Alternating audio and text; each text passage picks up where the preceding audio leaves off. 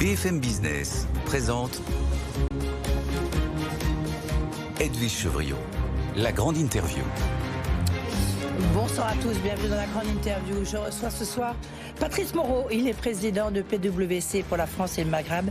Bonsoir Patrice Moreau. Bonsoir. Merci d'être avec nous, même si en fait on va parler justement un peu du climat mondial des chefs d'entreprise, puisque vous publiez la 27e, je crois, édition de cette enquête annuelle, que vous faites à l'occasion du Forum de Davos. C'est une enquête toujours très attendue parce qu'elle prend un petit peu le pouls au niveau mondial des chefs d'entreprise, plutôt les grandes entreprises et les ETI, on va dire, mais aussi des entreprises françaises. Et on verra qu'il y a un peu une sorte de dissonance entre le climat en France, le climat à l'extérieur, et puis en plus une dissonance entre les économistes et les chefs d'entreprise. C'est ça qui est aussi intéressant, parce qu'il y a le fameux Global Risk Report qui a été publié tout à l'heure à Davos, et qui montre que l'année 2024 devrait être une année incertaine, des inquiétudes de la part des économistes. Et vous, dans votre enquête, globalement, on peut dire que non. Alors, peut-être pour faire un petit résumé de l'enquête rapide, en tout cas, sur ce que pensent et comment on voit les dirigeants d'entreprises français, je ferai le parallèle avec... D'abord, ce qu'on peut dire, c'est que l'enquête... Oui, mais c'est mondial et français, c'est quoi? C'est ces quatre titres, Absolument, voilà. C'est mondial et français, oui. Mais on a évidemment un cut français. Donc, ce qu'on peut dire, c'est que les dirigeants, aujourd'hui, ils sont, on va dire, lucides, ils sont résilients, ils sont pragmatiques dans un monde qui est quand même en crise permanente. Ils sont plus matures sur le climat, et je pense qu'on y reviendra. Ils sont plutôt confiants sur les perspectives de croissance économique. Et par contre, ils sont prudents, voire trop prudents, par rapport à leurs pairs. Alors, si je rentre un tout petit peu dans les chiffres, et on parle de croissance économique, eh bien, cette année, les dirigeants mondiaux, ils sont moins pessimistes que l'année dernière, puisque l'année dernière, il y en avait quasiment 2/3 qui pensaient qu'il allait y avoir une dégradation de la situation économique. Là, ils sont moins de 50% cette année. Et quand on leur pose la question sur leur perspective de croissance économique, ils sont plus d'un tiers à être extrêmement positifs. Et à 3 ans, ils sont plus de la moitié. Donc, on voit que... Oui, mais on voit, c'est ce que je disais un peu en intro, quand même, en introduction, c'est que les économistes, ils sont beaucoup plus noirs que les chefs d'entreprise. Alors, c'est tout à fait vrai. Alors, maintenant, c'est étonnant, quoi. Les économistes, ils sont toujours plus pessimistes que les chefs d'entreprise. Et là, au cas particulier, les chefs d'entreprise le sont moins. Et moi, je pense qu'ils le sont moins parce qu'ils sont beaucoup plus résilients dans le sens où ils ont traversé des crises, et la crise du Covid étant une crise quand même majeure. Et ils ont aujourd'hui beaucoup plus confiance dans leur capacité d'adaptation ou d'agilité à se transformer et à faire face à ce monde en crise. Oui, alors, en plus, ils doivent faire face à de nombreux défis. On va parler beaucoup d'intelligence artificielle générative à Davos. Ici, on voit que c'est pour eux un très très gros enjeu. Intéressant de voir, c'est que notamment au niveau français, nous, on a des enquêtes qui montrent que, ils disent c'est pas encore pour nous. Alors, c'est plutôt des PME, des ETI que des grandes entreprises. Donc, en fait, chacun voit un peu midi à sa porte, non ? Mais une chose est sûre, c'est qu'ils se disent qu'il faut bouger, sinon notre modèle est mort. Alors, vous avez tout à fait raison. Une des enquêtes principales, une des enseignements principaux de l'enquête quand même, on leur a posé la même question l'an dernier, on leur a demandé si vous ne changez pas rien dans votre modèle d'affaires, qu'est-ce qui se passe pour vous dans 10 ans ? L'an dernier, ils étaient 40% à dire que s'ils ne changeaient rien, ils risquaient de voir leur entreprise disparaître dans les 10 prochaines années. Cette année, ils sont 60% en France. C'est 45% des dirigeants mondiaux. Ils étaient 35% l'an dernier. Donc on voit qu'il y a une prise de conscience beaucoup plus forte à l'urgence à se transformer. Ce qui était déjà le cas l'an dernier, mais qui est encore plus prégnant cette année. Donc vous avez raison, aujourd'hui, il y a une vraie urgence à se transformer chez les dirigeants, qu'ils soient français ou qu'ils soient mondiaux. Mais à se transformer comment ? Parce qu'il y a deux enjeux, vous que je vais l'expliquer évidemment, Patrice Moreau, transition écologique, les enjeux climatiques, et puis l'intelligence artificielle. Qu'est-ce qui pour eux leur semble le plus primordial, ce qui a le plus d'impact sur leur business ? Alors, aujourd'hui, quand on leur pose la question, finalement, quels sont les facteurs qui vous ont poussé à se transformer ? La transformation, vous l'avez dit, c'est réinventer son modèle d'affaires, c'est la transition environnementale, c'est la transformation digitale. Ils vous répondent, en fait, il y a 3 choses. Il y a les obligations réglementaires qui vous poussent à vous transformer.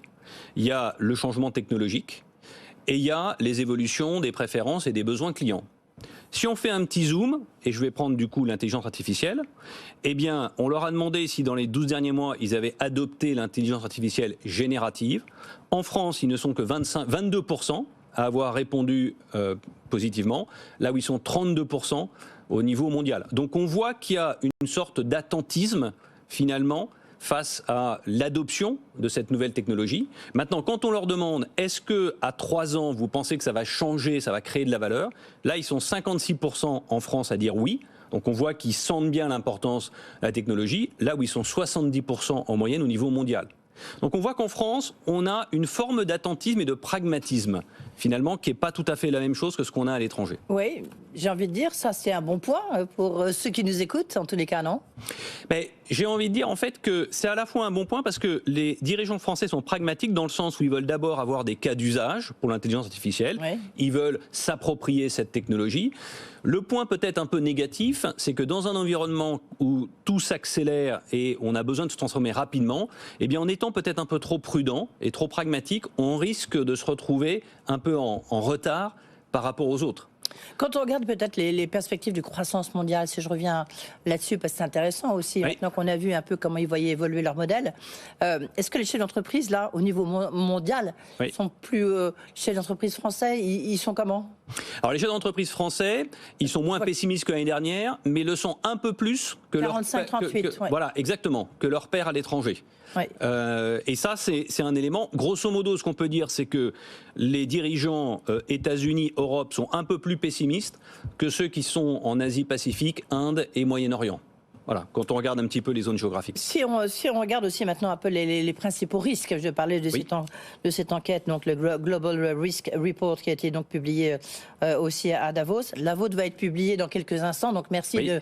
de nous donner la primeur de cette enquête, toujours très très attendue encore une fois. La prudence des entreprises face au risque. Il y a 67% des dirigeants qui déclarent que leur entreprise est très fortement ou extrêmement exposée au moins à un risque. Par rapport à avant, on est où ? Alors, cette année, les dirigeants mondiaux, hors France, on va dire, je vais faire la différence, ils sont un peu moins sensibles au risque. En France, quand vous leur demandez quels sont en fait le top 3 ouais. des risques, ouais. ils vous citent à 40% le risque cyber, ils vous citent à 35% l'inflation, ouais. exactement, et il vous cite à 30% la volatilité macroéconomique, et ensuite vous avez la géopolitique et le risque climatique. Oui, ce qui est un peu étonnant, parce qu'il n'y a que 23% qui citent le risque géopolitique. Quand on écoute ce qui se passe à Davos, quand on voit ici, moi je reçois beaucoup de chefs d'entreprise ouais. qui disent le risque géopolitique, c'est vraiment ce qui va dominer le monde. C'est même aussi ce qu'a dit le président Macron, c'est ce qu'a dit Absolument. Encore le Premier ministre. Et là, il n'y en a que 23%, donc c'est pas beaucoup, un petit quart, qui dit ça va être ce n'est que le 4e risque. Oui, c'est vrai. Alors moi, j'ai une explication. C'est que ce qu'on leur a demandé, c'est quels sont les risques OAI dans les 12 prochains mois. Pour un chef d'entreprise aujourd'hui, dans les 12 prochains mois, il est beaucoup plus affecté, alors en France en tout cas, plus qu'ailleurs, par le risque cyber, parce que là, il y a un risque de mort quasi instantané. On a vu ce qui s'est passé avec les hôpitaux, vous vous souvenez, quand ils se sont trouvés complètement à l'arrêt en subissant des cyberattaques. L'inflation, ça c'est direct, oui. voilà. Okay. Et puis l'incertitude, la volatilité macroéconomique, ça aussi, ça. Donc on est en fait dans une dualité entre court terme et moyen-long terme. C'est sûr que le risque géopolitique, il remonte beaucoup plus quand vous commencez à regarder moyen terme. Et puis n'oublions pas aussi que le risque géopolitique, il est lié à la chaîne d'approvisionnement et à la chaîne de valeur. Or, depuis la crise Covid, eh bien, les dirigeants ont quand même beaucoup travaillé sur leur chaîne de valeur, leur chaîne d'approvisionnement, pour justement limiter ce risque. Oui, ça c'est au niveau français. Si je regarde au niveau français, mondial, au niveau mondial aussi, c'est à peu près à peu près la même chose. Sauf qu'au niveau mondial, les dirigeants citent moins, c'est-à-dire qu'ils sont plus à citer entre 20 et 25%, là où en France on est à 40-38. Donc ce qui me fait dire que les dirigeants français sont peut-être plus sensibles au risque qu'à l'international. Ce qui est un peu étonnant, c'est que les changements climatiques, ce n'est oui. que 20%. 20% considèrent que c'est un risque. On aurait pu croire que c'est beaucoup plus, non ? Alors, je reviens à la dualité entre court terme et moyen terme. Quand vous leur demandez quels sont les facteurs de changement à 3 ans, le risque climatique, vous en avez 53% qui le citent. En France. Ouais. À l'international, c'est 30%. Et d'ailleurs, c'est un des éléments, quand je disais au début de l'entretien, que les dirigeants français sont plus matures sur le sujet du climat. Là, on le voit très clairement par rapport à leurs homologues à l'étranger. Alors ça, là, on est sur les entreprises face aux risques. Oui. Mais vous avez aussi posé la question sur les menaces qui pèsent sur les entreprises au niveau mondial. Là, la première préoccupation, la principale menace, différence entre menace et risque, c'est quoi du reste ? Là, ce que vous avez, c'est plutôt, je dirais, les freins finalement à la transformation. Parce que l'axe de l'enquête, elle a été beaucoup tournée autour de l'urgence à se transformer. Donc on leur a demandé finalement, c'est quoi les freins à la transformation ? Et parmi les freins à la transformation, vous avez la réglementation. La réglementation, c'est toujours un des freins qui est cité très souvent. Et puis après, vous avez l'insuffisance de ressources financières. Voilà, de moyens. Vous avez aussi le manque de talent ou de compétences. Vous avez peut-être le manque de technologie également. Voilà, ça, ce sont véritablement les freins aujourd'hui qu'on peut avoir. Et il y a toujours l'inflation, c'est vraiment ce qui est intéressant. Si on regarde tiens, juste une petite parenthèse. Oui. La France reste toujours un des pays les plus attractifs d'Europe. Alors, dans l'étude, elle ressort en 7e position. En Europe, au niveau européen ? Au niveau mondial, pas au niveau européen. Oui. Elle ressort après l'Allemagne, après le Royaume-Uni, mais elle ressort quand même en 7e position au niveau mondial, comme étant une des destinations privilégiées d'investissement des dirigeants étrangers. Et l'année dernière, c'était comment, pardon ? L'année dernière, on était en 7e ou 8e position. Ça n'a pas beaucoup évolué. C'est un petit peu contradictoire avec le tam-tam ambiant, où on nous explique demain, on recevra Pascal Cagny, en direct de Davos, l'ambassadeur aux affaires internationales, enfin pour les investissements internationaux. On a l'impression que la France est la première terre d'asile pour les investissements étrangers. Vous nous dites, non, visiblement c'est le 7e. Oui, mais enfin, je pense que quand on regarde en Europe, il faut quand même se réjouir que c'est une des premières destinations quand même, à part l'Allemagne, dans lesquelles... Oui, mais on pensait passer devant l'Allemagne. Oui. Vous nous dites que non. Alors, en tout cas, c'est ce qui ressort de l'enquête. Voilà. Moi, je dis pas non, je dis c'est ce qui ressort de l'enquête. Oui. Les États-Unis sont, si on fait le top 5, c'est quoi ? Vous avez États-Unis, vous avez Royaume-Uni, vous avez le Royaume-Uni aussi, l'Allemagne. Et alors après, là comme ça, je sais plus. C'est intéressant, c'est un peu déconcertant, j'ai envie de dire, non, par rapport à ce qu'on aurait pu penser. Reste maintenant peut-être en conclusion quand même,